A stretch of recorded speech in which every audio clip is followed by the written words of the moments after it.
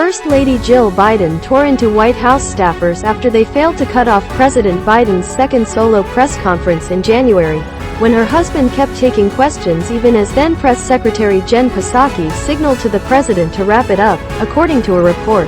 President Biden was grilled at the January 19 news conference about his handling of the COVID-19 pandemic, tensions between Washington and Moscow over Ukraine and the supply chain crisis that was causing a shortage of goods across the country.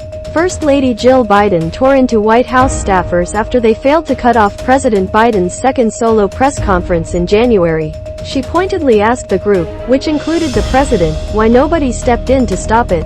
According to a person who was in the room, the outlet said. Where was the person, she demanded, who was supposed to end the news conference? The Times report, describing how the First Lady has become a favored surrogate for the president ahead of the midterm elections, noted that she has been protective of her husband and even took part in hiring White House staffers and press aides, including vetting Psaki alongside the president. At the January presser, the president had been answering questions from a pre-arranged list of reporters for roughly an hour when Psaki, clad in an eye-catching pink blazer, stood up in an apparent attempt to bring the proceedings to a close. According to the First Lady, the staffers should have stopped Biden when the time for the presser was up. EPA, Oliver Contreras pulled, but the president kept going, prompting Psaki to stand up again about 20 minutes later and walk to a door about 50 feet away from the seating area in another apparent attempt to end the questioning.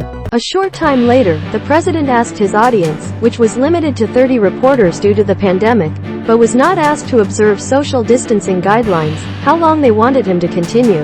After looking at his watch, Biden said he'd go another 20 minutes, though he actually went on for approximately another half hour. The news conference became notorious for Biden suggesting that Russia would only face a muted U.S. response for a minor incursion into Ukraine and predicting that Vladimir Putin would be able to prevail over time over Kyiv.